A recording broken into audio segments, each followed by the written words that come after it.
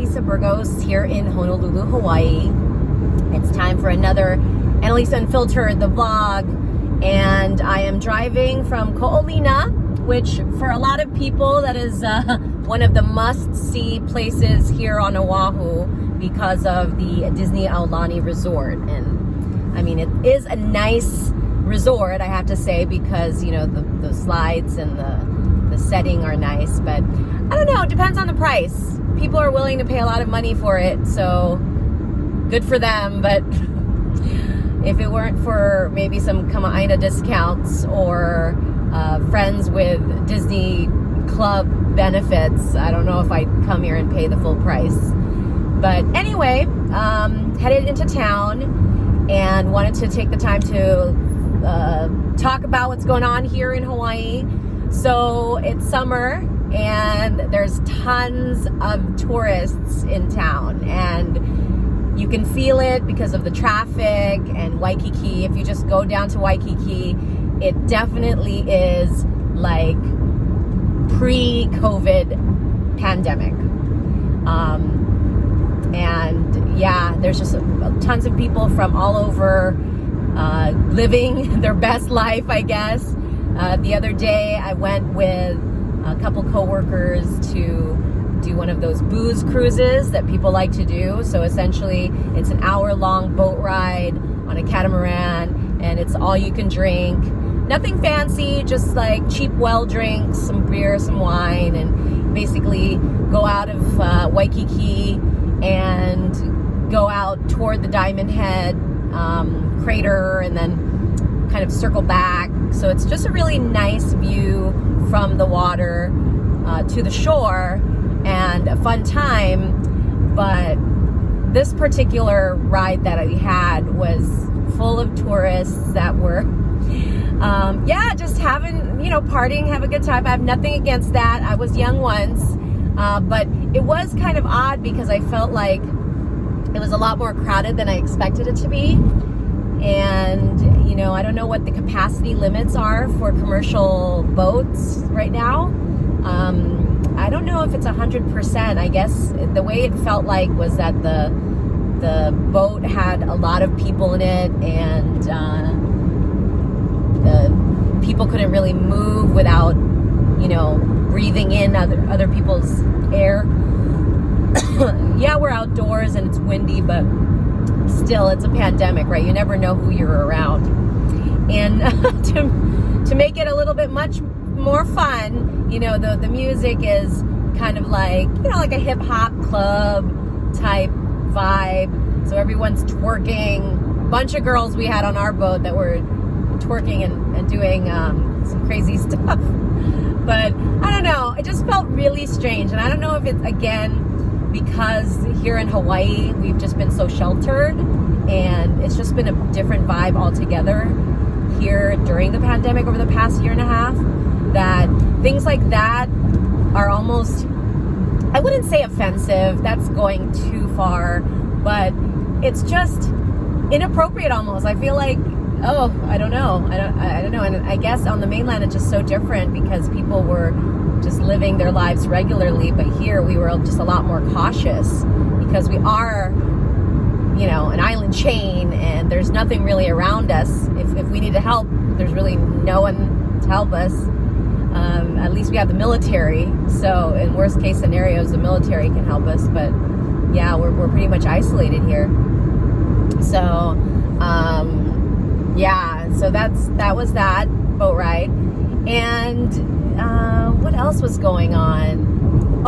I also went to Diamond Head for the first time. Yeah, don't ask me. I just haven't had a chance to go check it out. And when I was a tourist, I didn't even get a chance to go. But finally did that hike, and that was crowded.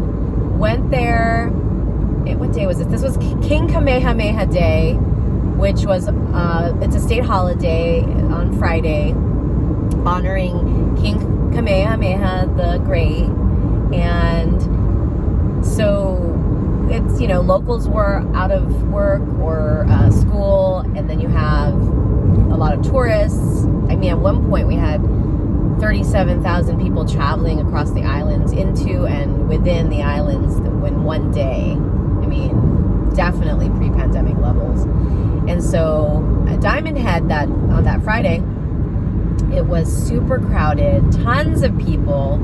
And what I really, I guess, want to talk about is kind of this entitlist, oh, I'm on vacation mood that a lot of people here take when they visit. There was a bunch of signs that say, don't go off the trail, don't, for your own safety, obviously. But again, for Instagram pictures, for TikTok or whatever these people are doing, they're going over barriers, standing on helipads, and again, violating whatever rules. And again, I'm not one of those snitch type people, but it's strange. But like over the course of the year and a half, I've kind of, I guess, felt it was not right to see a lot of these people violating some of these rules, especially during a pandemic. So yeah, that was pretty much the feeling I felt during that whole hike. Is like there was surrounded by people that just were there for their picture opportunity.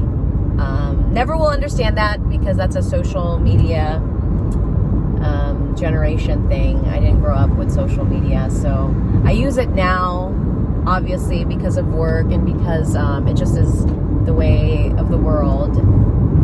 But again, I'm not a native to it. So yeah, that's pretty much been the case here. Another thing we're seeing is a lot of people have been talking about this is rental cars and the fact that there's a shortage and people are turning to U-Haul.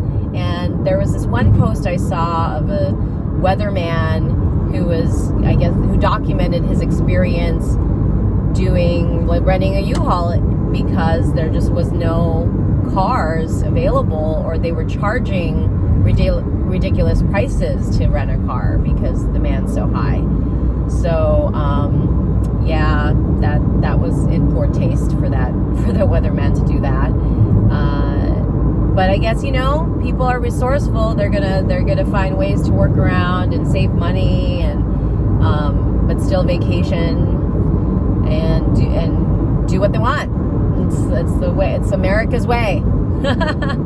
and that's the thing, right? Like when you live overseas and you see how other governments control their people, or the kind of laws that they have in other places, you have this a different kind of perspective of the world, and just how different definitions of respect, and I wouldn't say obedience, but compliance is a better word. I mean, Japan, for example, a lot of people will know that if you've visited or if you've been around a lot of Japanese people, they are a culture of compliance and respect, and that's just the way the cultural values there are. Again, America is very independent and very individual rights, and yeah, we're not a very communal culture, let's put it that way, compared to other cultures, especially Asian cultures. So that's why it's a bit of a challenge for us when it comes to compliance. It's just our individual spirits, I guess. It's like, don't infringe on my freedoms. So yeah, which at times it's great, and at times you're just like, greater good. There's a time for the greater good, and let's just not be selfish. And if anything, the pandemic showed us that. And it still does. I mean, when you talk about vaccination rates, like 54% of the population here has been vaccinated. I mean, granted, it's out of the total population and not from the population that's eligible for the vaccine. So that's kind of skews the numbers a little bit. But again, amongst the young people, it's not as, of a big of a priority to get the vaccine. So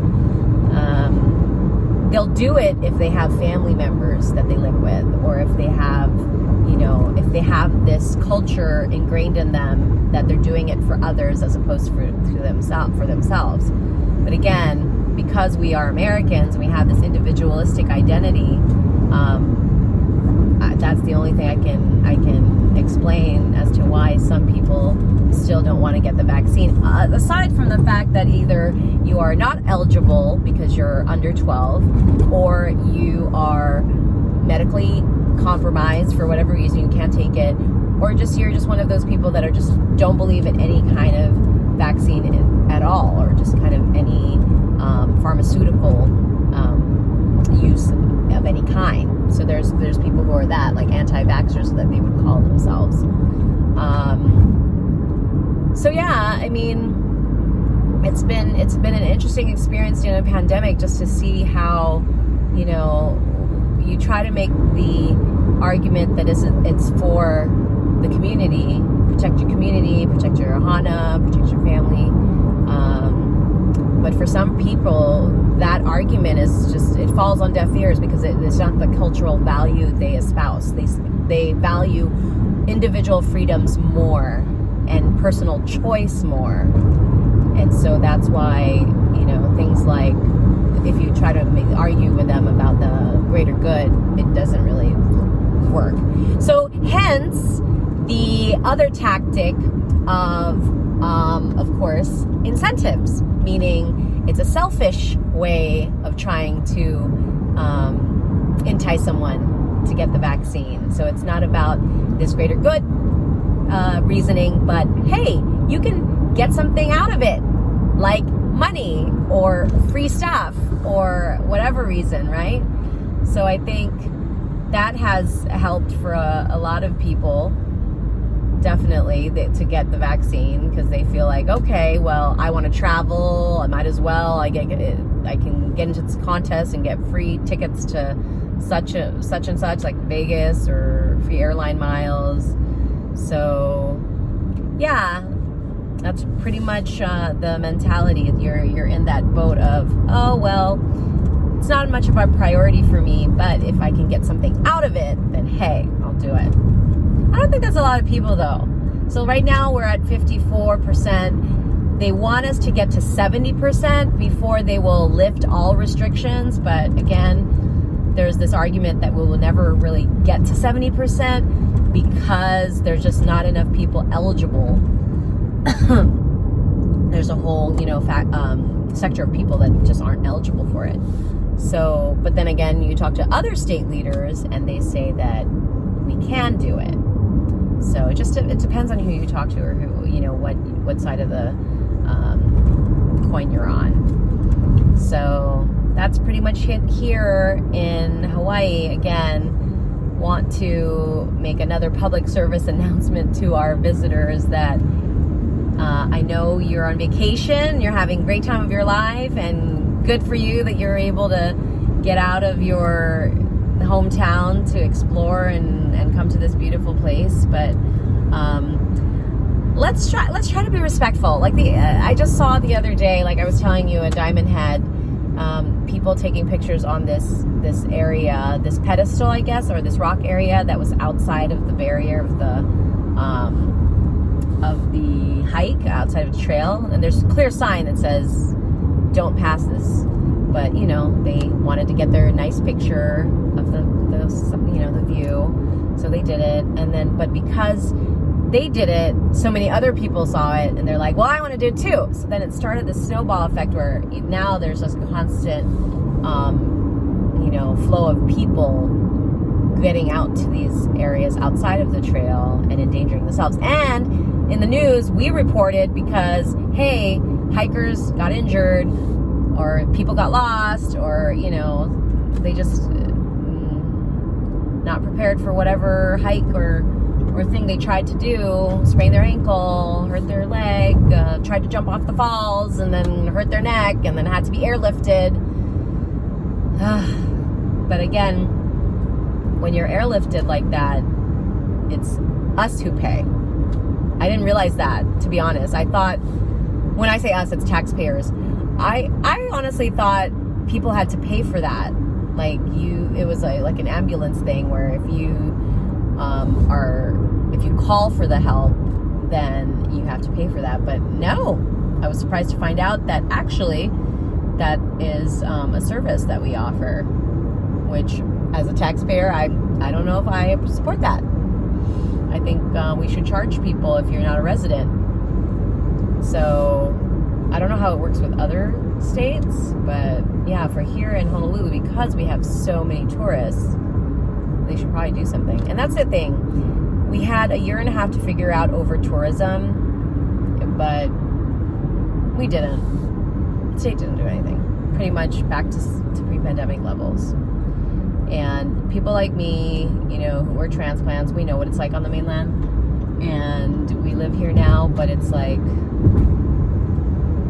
frustrating because you know how beautiful and how great it could be, but the government or whatever, you know, the bureaucracy here just isn't conducive to thinking outside the box or making change. And so